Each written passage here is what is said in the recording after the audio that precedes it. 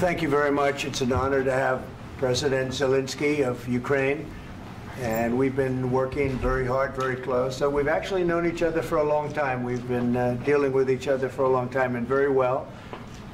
We had a little negotiation spat, but that worked out great, I think, for both countries, I think for the world, actually, beyond both countries. And we have something that is a very fair deal, and we look forward to getting in and digging and working and getting some of the rare earth. But it means we're going to be inside, and it's a big commitment from the United States, and we appreciate working with you very much. And we will continue to do that. We have had some very good discussions with Russia. I spoke with President Putin, and we're going to try and bring this to a close. It's something that you want and that he wants. We have to negotiate a deal, but we've started the confines of a deal, and I think something can happen. The big thing is the number of soldiers, mostly at this point, but soldiers being killed. You're losing thousands of soldiers. So on both sides, we're losing a lot of soldiers, and we want to see it stop, and we want to see the money get put to different kinds of use, like rebuilding, and we're going to be working very hard. But we've had a lot of very good conversations. I will say, until we came along, the Biden administration didn't speak to Russia whatsoever. They didn't speak to anybody. They just allowed this to continue.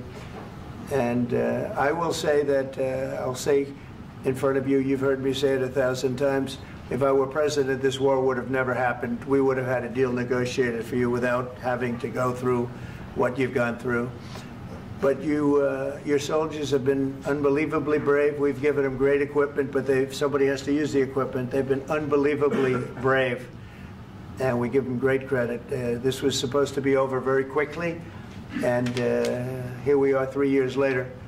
So I give tremendous credit to your generals and your soldiers and yourself, in the sense that it's been very hard fighting, very tough fighting. They're great fighters, and you have to be very proud of them from that standpoint. But now we want to get it over with. It's enough, right? We want to get it over with. So it's an honor to have you here. Thank you very much for coming. We're going to sign the agreement at the conference in the East Room in a little while, right after lunch.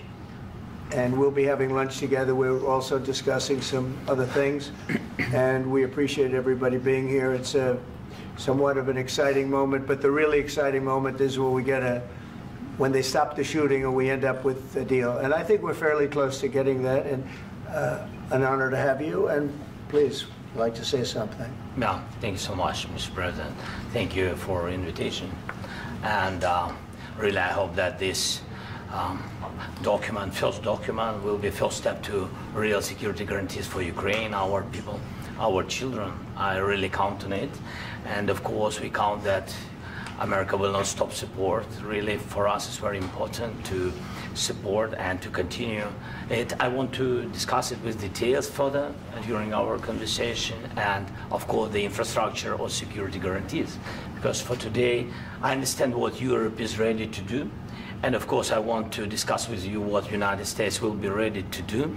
And I really count on your strong position to stop Putin.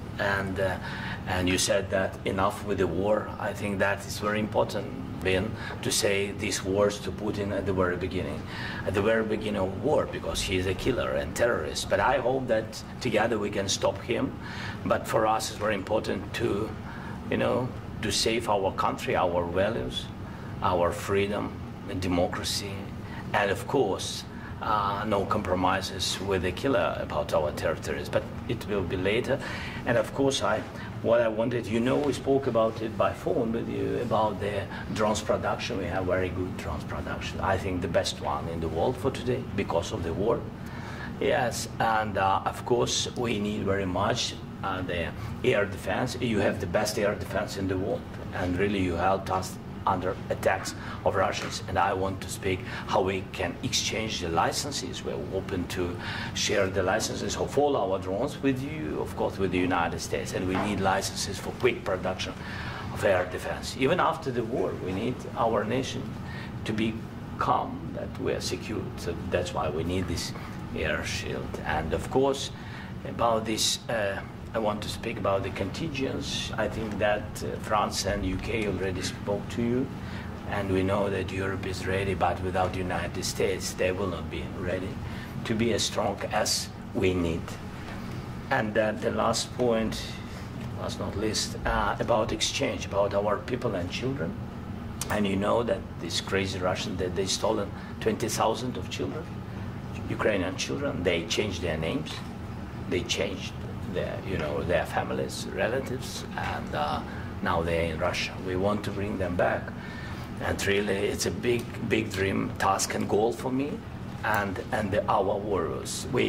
By the way, Mr. President, we exchanged, released more than 4,000 warriors from Russian prison, but there are thousands more in the prison. I wanted to share with you some images. How it's I've just can I now? Yeah, please. Some minutes, 1 minute, 1 minute. Just you to understand in what circumstances, in what situation they are, and what the attitude of Russia to our prisoners.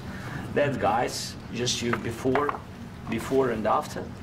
And you see before and after, just you to understand. Now thousands of such guys, ladies and men, there, and that, so they don't eat, they beat them, and they, they do a lot of bad things. So out of, even during the war, there are rules. Everybody knows there are rules during the war. So these guys, they don't have any rules. You see that 50, 60 kilograms left, and a lot of such things. And I didn't want to show you what the changes with images of children, because I will just share with you. And I mean, it's looking tragic. Yeah, that's tough stuff. Yeah, I wanted very much to give you, and you see it. Yeah. This is pastor, by the way. They stolen pastors, because it's not Russian church. They stolen pastors and moved pastors to the prison. At the end of last year, we brought 3 pastors, and we could exchange them. And this is pastor, you see. Yeah, that's tough. Yeah. So I mean, this I wanted to show you, and this. So thank you very much. We want to get that ended, right? Yeah. Of course, we and want. I think we will. And we have to, of course. Do you have any questions, please? Mr. President. Thank you, Mr. President. With how much money is the U.S. going to put into the fund that is being created today, and how does this provide long-term security for Ukraine? Well, we don't know exactly how much, because we're going to be putting some money in a fund that we're going to get from the raw earth that we're going to be taking and sharing in terms of revenue. So it's going to be a lot of money will be made from the sale and from the use of raw earth. And as you know, our country doesn't have much raw earth. We have a lot of oil and gas, but we don't have a lot of the raw earth. And what we do have is protected by the environmentalists, but that can be unprotected. But still, it's not very much. They have among the best in the world in terms of raw earth. So we're going to be using that, using it for all of the things we do, including AI, and including weapons and the military, and it's really going to very much satisfy our needs. So it's something that just worked out really well. We have a lot of oil, and we have a lot of gas, we have a lot, but we don't have raw earth. So this has just about every component of the raw earth that we need for computers, for all of the things we do. This puts us in great shape. And on long-term security for Ukraine, how does this provide it? I think they're going to have great luck. I think once we make the agreement, that's going to be 95% of it. They're not going to go back to fighting. I've spoken with President Putin, and I feel very strong. I've known him for a long time, and I feel very strongly that they're very serious about it, and we'll make a deal. And when the deal is made, I don't think we talk about security. Everyone's talking about the other day. All they talked about was security. I said, let me make the deal first. I have to make the deal first. I don't worry about security right now. We have to have a deal, because right now, last week, 2,000 soldiers died on both sides. 2,000. And they're losing 1,000, 2,000, 3,000 a week. So as we sit here and we talk, people are getting shot and dying on the battlefield. And, they're not American soldiers, but they're Russian soldiers and they're Ukrainian soldiers, and we want to be able to stop it. And we want to be able also to spend money on other things. We don't want to, this is a tremendous amount of money. And what the Biden administration did was terrible. They were giving money, but he had no security on the money. Europe, as you know, gave much less money, but they had security. It was in the form of a loan. They get their money back, and we didn't. And now, at least we're protected because the American taxpayer has to be protected too. But this is an incredible agreement for Ukraine because we have a big investment in their country now, and what they have, very few people have. And we're able to really go forward with very, very high-tech things and many other things, including weaponry that we're going to use in many locations, but that we need for our country. Mr. President, this allows us to do this. Mr. President, will you continue? I'm sorry. Sending military aid? Yes, go ahead, please. If I can just, yes. In the document, there is one of the very important points. If we speak about business and investment, we never had LNG terminals in Ukraine. This document will open. I mean, the next documents, but anyway, here we see in the framework, we see really goodwill for this. LNG terminals for us is very important, and I think for security of European continent. We have the biggest storage, gas storage. We have the biggest in Europe. Yes, yes, and we can use it. Use it for LNG. Use it for LNG, and we will do it. And really, we can help Europe because Europe really helped. President Trump said that they made less support, but they are our friends and they are our very supportive partners. They really gave a lot, Mr. President. They did. They gave a lot, but they gave much less. No. Much less. No. No. No. Okay. Okay.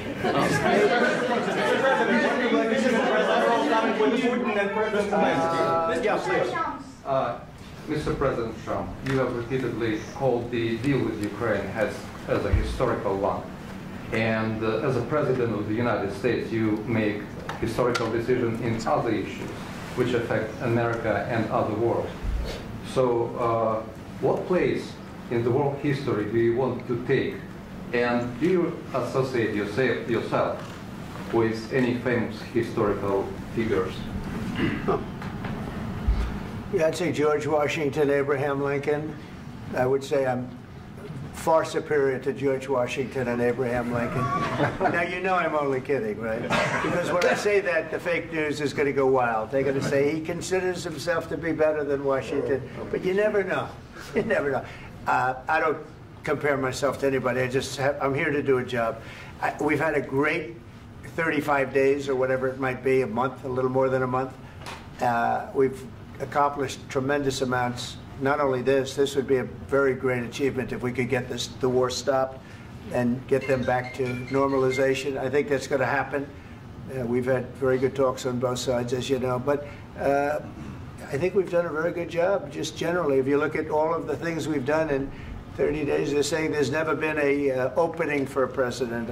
The first month, there's never been a first month like we've had.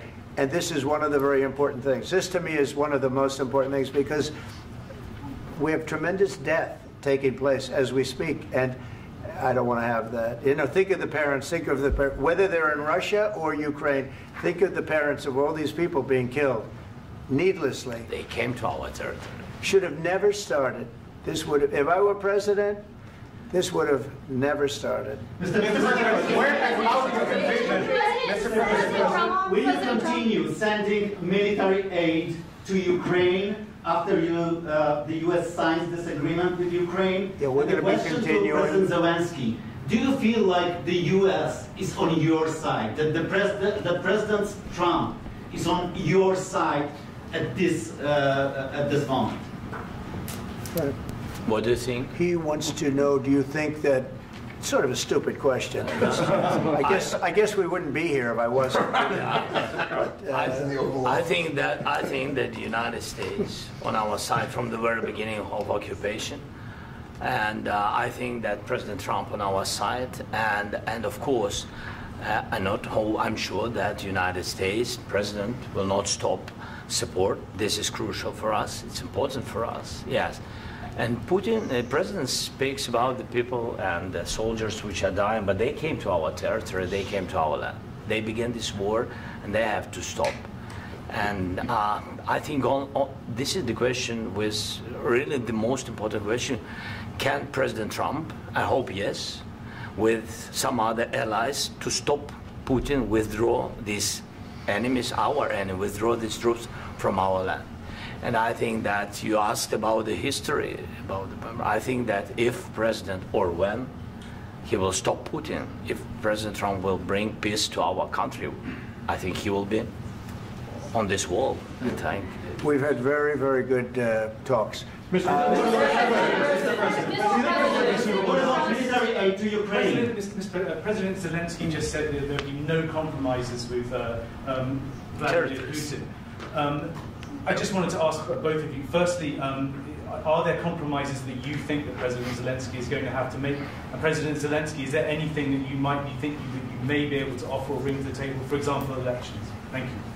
I think you're going to have to always make compromises. You can't do any deals without compromises. So certainly he's going to have to make some compromises, but hopefully they won't be as big as some people think you're going to have to make. That's all. That's all we can do. I'm here as an arbitrator, as a mediator to a certain extent between two parties that have been very hostile. To put it mildly, they've been very hostile. There's been a vicious war. There's been a vicious war. You know, it's a very level battlefield, and those bullets go out, and as I've said many times, we were talking about it with Pete, many times the only thing stopping those bullets is a human body. And in the case we're talking about, generally young human bodies are stopping a lot of bullets. It's dead level. That's why it's great farmland. It's great land. It's great farmland, but there's very little protection against the bullets that are being, and other things that are being shot. So all I can do is see if I can get everybody at the table and get an agreement. And I think we're going to end up with an agreement. Otherwise, I wouldn't probably be even here today. Mr. President, I've got two questions for you. You think ultimately your legacy will be the peacemaker and not the president that led this country into another war and ended foreign wars? And I've got a question. I hope it will. I mean, I hope I'm going to be remembered as a peacemaker. This would be a great thing if we could do this. I'm doing this to save lives more than anything else. Second is to save a lot of money, but I consider that to be far less important. So I hope I'm going to, thank you, Brian, for that question. It was a nice question. I hope I'll be known and recognized as a peacemaker. This would be a great thing to solve. This is a very dangerous situation. You know, this could lead to a third world war. This was headed in the wrong direction. If this election were lost, if we didn't win this election, and we won it by a lot, that was a mandate. We won every swing state. We won the popular vote by millions and millions of votes. We won everything. The districts, you look at the areas of red, take a look at a map. This was a big mandate, and this was one of the things. I said, we're going to get this thing settled. If we didn't win, I think this could have very well ended up in a third world war, and that would not have been a good situation. What was your second question? And my second question for President Zelenskyy: why don't you wear a suit? You're at the highest. Why don't you wear a suit? You're at the highest level in this country's office, and you refuse to wear a suit. Just want to see if do you own a suit? Yeah, problems. A lot of Americans have problems with you not respecting the dignity of this office. I will wear a costume after this war will finish. Okay. Yes, maybe something like yours. Yes. That'd be great. Maybe something better. I don't know. Yeah. We will see. Maybe something cheaper than. Yeah. Thank you. Thank you. Thank you, President Trump. You said yesterday that you have. Are you going to send more arms to Ukraine in case there's no peace? Yeah, we're going to have arms to Ukraine. Yeah, sure. Hopefully, I won't have to send very much, because hopefully we're going to have it finished. We're looking forward to finishing this quickly. We're not looking forward to sending a lot of arms. We're looking forward to getting the war finished so we can do other things. But we very much appreciate the agreement, because we needed what they had, and we're treating, you know, our country is now treated fairly. Biden didn't do that. He didn't know what the hell he was doing. This should have never happened. This should have never started. But you know, sure, the answer is yes, but hopefully we won't have to send much, because I'm looking forward to getting it done quickly, very quickly. Does that mean you'll provide security guarantees, Mr. President? I don't want to talk about security yet, because I want to get the deal done. You know, you fall into the same trap like everybody else. A million times you say it over and over. I want to get the deal done. Security is so easy. That's about 2% of the problem.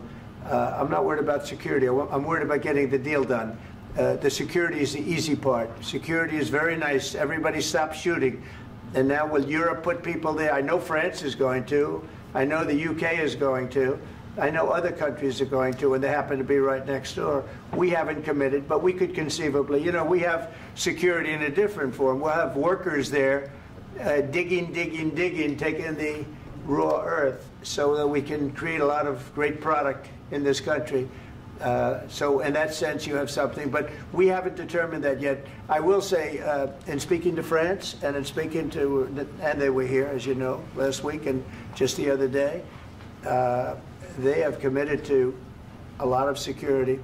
I don't think you're going to need much security. I think once this deal gets done, it's over. Russia's not going to want to go back, and nobody's going to want to go back. When this deal ends, I really believe this deal is going to be over. Yeah, please go ahead. Go ahead. Thank you, Mr. President, thank you. You had Mr. Macron and Keir Starmer at the White House this past week, both of whom praised your courage and conviction to lead the pathway towards peace. Yes. Part of that involved, though, re-engaging Russia in diplomatic relations, something that previous leaders lacked the conviction to do so. What gave you the moral courage and conviction to step forward and lead that? Well, I love this guy. Who are you with? One American News, sir. Well, that's why I like him. One American News does a great job. I like the question. I think it's a very good question. It's a pathway to peace. It's a pathway to getting something solved. And I feel that as the head of this country, I have an obligation to do that. Plus, you know, we're very much involved. We got involved. It's too bad we got involved, because there should have been no involvement, because there should have been no war. And there shouldn't have been October 7th. That would have never happened. As you know, Iran was broke. They had no money to give to Hezbollah. They had no money to give to Hamas. They were stone cold broke. And then under Biden, they became rich as hell. They went from no money to $300 billion in a period of 4 years. And they gave a lot of that money away, and you see what happened. And that's a real mess also that we hope to be able to solve. But no, I appreciate your question very much. I feel I have an obligation to try and do something to stop the death. If I can answer. Yes, if I can answer. Please, sorry. Please. Please. And I do like your clothing, by the way. Yeah, really? Even though I think he's a great guy, by the way. But I don't know if you two like each other. But you know what? I think he's dressed. I like this guy. I think he's dressed beautiful. So I have more serious things than answer on such questions. I will answer on more serious questions if I can.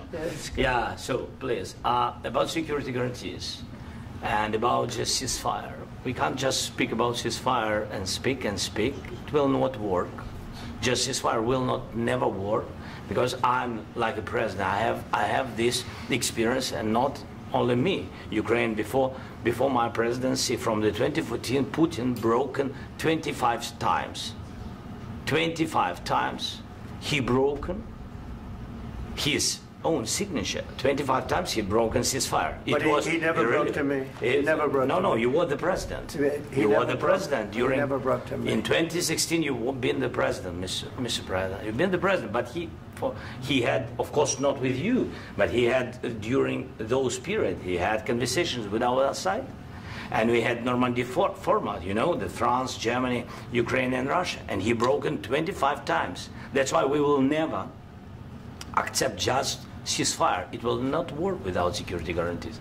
Security guarantees, maybe President is right about this document and other, but this document is not enough. Strong army is enough, because his soldiers afraid, Putin's soldiers afraid of our soldiers when we're strong enough. If we are not strong enough, if we are empty, if our storage is empty, we can't defend our land. Today, you know, he knows that we have all the world knows that we have meeting. Yes, why he's using ballistic? Putin today using ballistic on our hospitals, schools, and etc. Ballistic.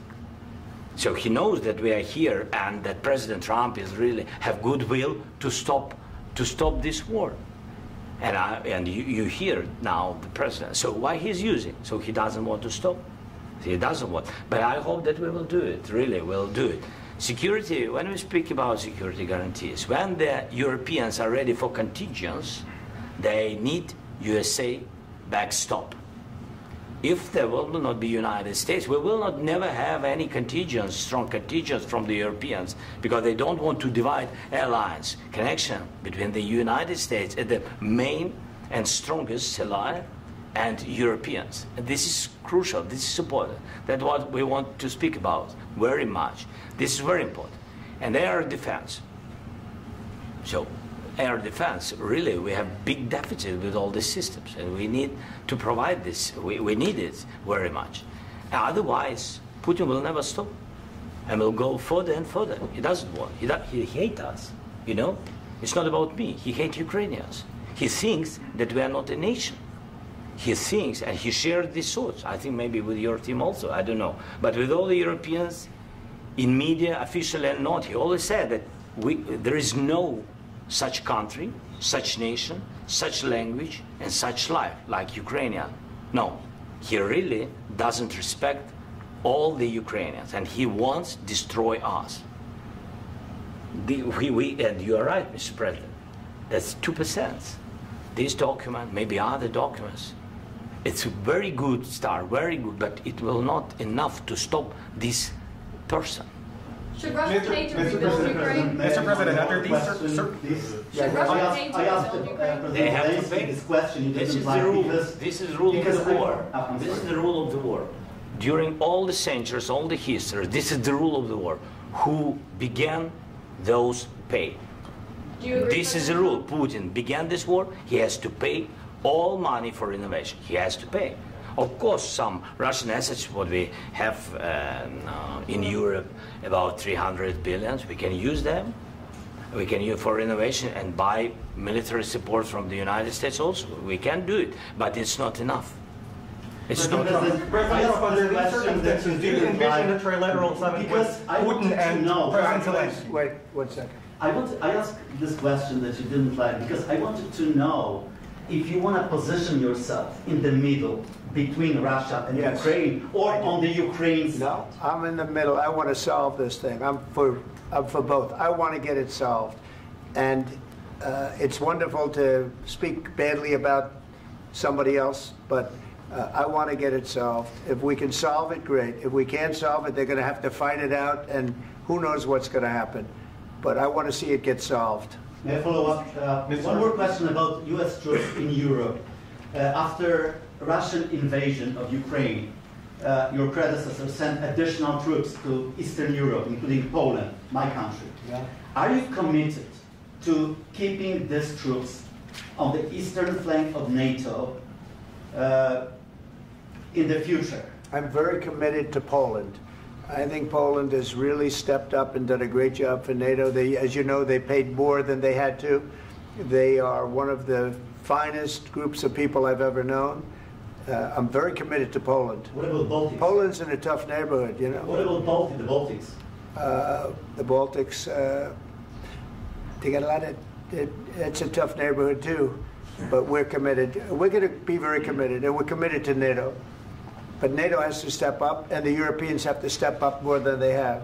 And I want to see them equalize, because they are in for far less than we're in. And they should be at least equal. You understand that? Why is the United States, we have an ocean in between.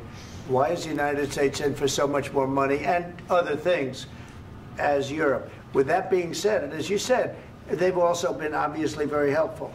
But we have put in far more than they have. And I think they should equalize.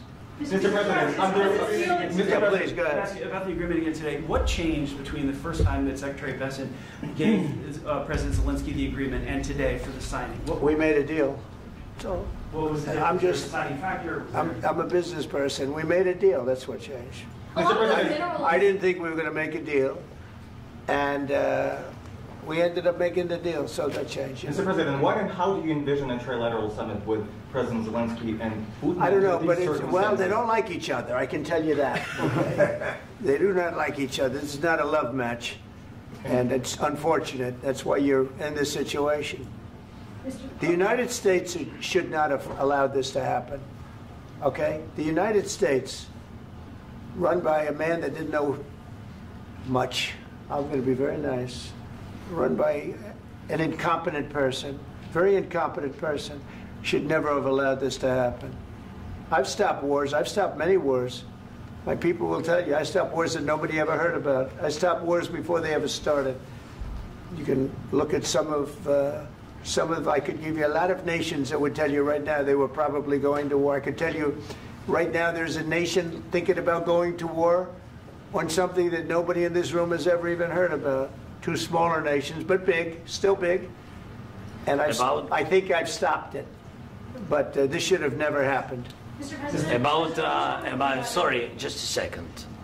About any negotiations. First of all, I want really to tell you, and I think that everybody understands that Ukraine, modern Ukrainians, nobody wants to stop this war. But at the future, any negotiations, it's understandable that two sides of the war, not Russia and the United States, because this is not the war between Russia and the United States. This is war of Russia against Ukraine and Ukrainian people. So these two sides will be at the anyway will be at the negotiation table. Then of course United States, like the strongest partner of the Ukraine, and of course Europe. I think Europe is very important. I want to speak about it with the president. Yes, Europe is very important for us because we really defend Europe for today. All Europeans really recognize that we are defending the line, and they have real life, and our people are dying. That's why they helped us. And also, it's about the NATO. Yes, between, like the president said, you have big, nice ocean. Yes, between us. But if we will not stay, Russia will go further to Baltics and to Poland, by the way. But first to the Baltics. It's understandable for them because they've been in the USSR. You know, they've been one of the republics of the USSR, and Putin wants to bring them back to his empire. It's a fact. And when he will go there, if we will not stay, you will fight. Your American soldiers, it doesn't matter, do you have ocean or not, your soldiers will fight. Mr. President, would you be willing to visit Ukraine, maybe Kyiv or Odessa, which is known to be a 30-year-old Black Sea? It was my question. Yeah. I'm sorry. I don't want to talk about Odessa now. Let's not talk about Odessa. I want to talk about making a deal, getting peace. We don't have to talk about Odessa, but a lot of cities have been destroyed. A lot of cities that are not recognizable. There's not a building standing. No, and a lot of things. Mr. President, you have to come and to look. No. We have very good cities. Yes, a lot of things have been destroyed, but mostly cities alive, and people work, and children go to school. Sometimes it's very difficult. Sometimes closer to front line, children have to go to underground schools or online. But we live. Ukraine is fighting, and Ukraine lives. This is very important. And maybe it's Putin is sharing this information that he destroyed us. No, he lost 700,000 people, 700,000 soldiers. He lost everything. Yes. So. Mr. President, one more. I mentioned Poland. Please go ahead. When did you last speak with President Putin, and what did he say that? A couple of days ago. And what did he tell you that gave you the assurance that he wanted peace? Well, that's what I do. My whole life is deals. I know pretty good. And I've known him for a long time. I've dealt with him for a long time. He had to suffer through the Russia hoax. You know, Russia was a hoax. It was all Biden. It was nothing to do with him. So he had to suffer through that, and he was able to do that. I think that he wants to make a deal, and he'd like to see it end. That's all I do. That's what I do. My whole life, that's what I do, is make deals. And I'm in the middle of a mess, because this is a real mess. It's a very dangerous one. If this doesn't get solved now, it's not going to get solved for a long time. So I hope we're going to get it solved. In the back, please. Thank you, Mr. President. Prime Minister Starmer claimed repeatedly that his government believes in free speech and was not engaged in censorship. But his country's government arrests people for memes and thought crimes, and even more worrisome is pressuring American companies to censor Americans on its behalf. How can he be a reliable, trustworthy partner when he says things that are demonstrably false on such an important topic? Well, we actually spoke to him about that yesterday, and we thought they took it very, very much too far. JD was very strong on it. So was I. So was Marco. And we've been speaking to him about it. Marco, would you like to say something about that? Yeah, we have concerns, obviously, with the conduct of theirs, particularly as it impacts Americans. And there's real concern that American speech, which is online, could fall into the hands of British or any country's jurisdiction. And so this is a point the Vice President made at Munich, and I think it's a very compelling one, that what unites us with Europe, as much as anything else, is these shared values, and one of them being free speech. And so if Americans are threatened by it, we're going to need to take action in that regard. Mr. President. It's actually a very important question. We spoke about this in detail with the Prime Minister, the Foreign Secretary, and others at lunch yesterday. And I know that Secretary of Commerce Lutnick followed up in private meetings last night. This is really important. We believe Americans have the right to speak their mind, even if we in this room disagree with them. They have the right to speak their mind in the public square, which is often online these days. And we're going to defend that right as it pertains to American companies and American citizens vigorously if we have to. I do think that under the President's leadership, we're going to find common ground with our friends in the UK on this question, but it remains to be seen. The principle that will guide us is we believe in free speech in this country, and we'll fight for it for American citizens. Mr. President, on the deal, is there any other oil and gas component to the deal? Is it all critical? A little bit. We'll see. On LNG? But we're not really looking for that so much. We got a lot. We have more than anybody in the world, by far. So no, we're not talking about it too much, but a little bit. I think it affects also, but for the most part, no.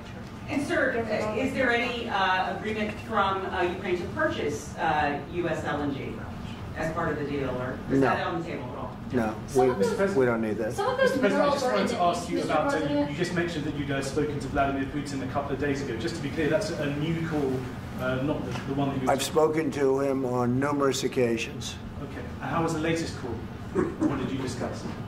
How did it go? Are you serious with that question? I am. I'd love to know. It went well. I think we're going to have a deal. On the minerals deal, Mr. President, some of those minerals are in the east of Ukraine, not far from the front lines and in areas that Russia has occupied.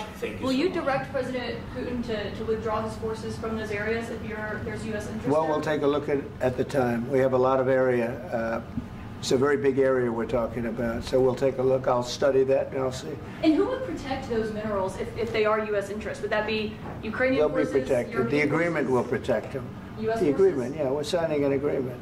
Right, but what if Russia tries to invade or there's Russian aggression in those spots? I just told you I don't think that's going to happen. And if that were going to happen, I wouldn't make a deal. If I thought that was going to happen, I wouldn't make a deal. Some people may wonder why. You know, they ought to focus on CNN on survival, not asking me these ridiculous questions. Focus on surviving, because CNN's got such low ratings. I don't think they're going to survive. Let's go. Please go. I already mentioned Poland. Poland was under Russian control for decades after the Second World War. When I was a kid, I looked at the United States not only as a most powerful country, richest country in the world, the country that has great music, great movies, great muscle cars, but also as a force for good. And now I'm talking with my friends in Poland, and they are worried that you align yourself too much with Putin. What's your message for them? Well, if I didn't align myself with both of them, you'd never have a deal. You want me to say really terrible things about Putin and then say, "Hi, Vladimir, how are we doing on the deal?" That doesn't work that way. I'm not aligned with Putin. I'm not aligned with anybody. I'm aligned with the United States of America. And for the good of the world, I'm aligned with the world. And I want to get this thing over with. You see the hatred he's got for Putin. It's very tough for me to make a deal with that kind of hate. He's got tremendous hatred.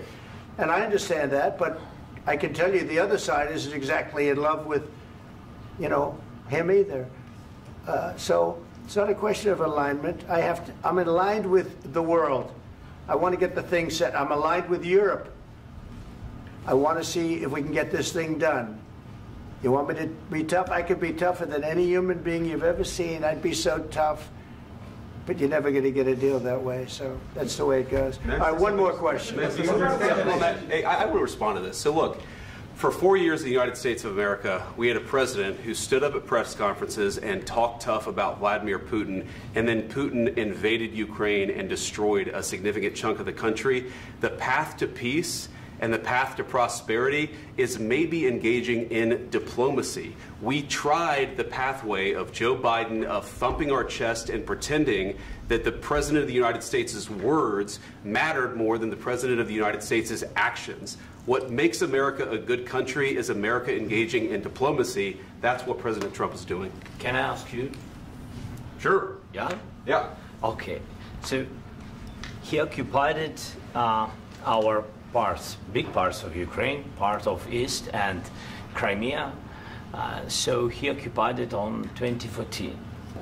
So during a lot of years, so I'm not speaking about just Biden, but those time was Obama, then President Obama, then President Trump, then President Biden, now President Trump, and God bless, now President Trump will stop him. But during 2014, nobody stopped him. He just occupied and took. He killed people. You know what the contact line? 2015.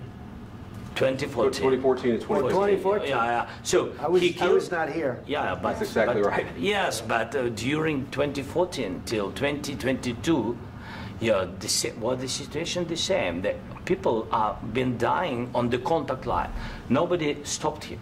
You know that we had conversations with him, a lot of conversation, my bilateral conversation, and we signed with him, me, like a new president. In 2019, I signed with him the deal. I signed with him, Macron and Merkel, we signed ceasefire. Ceasefire. All of them told me that he will never go. We signed him with gas contract. Gas contract.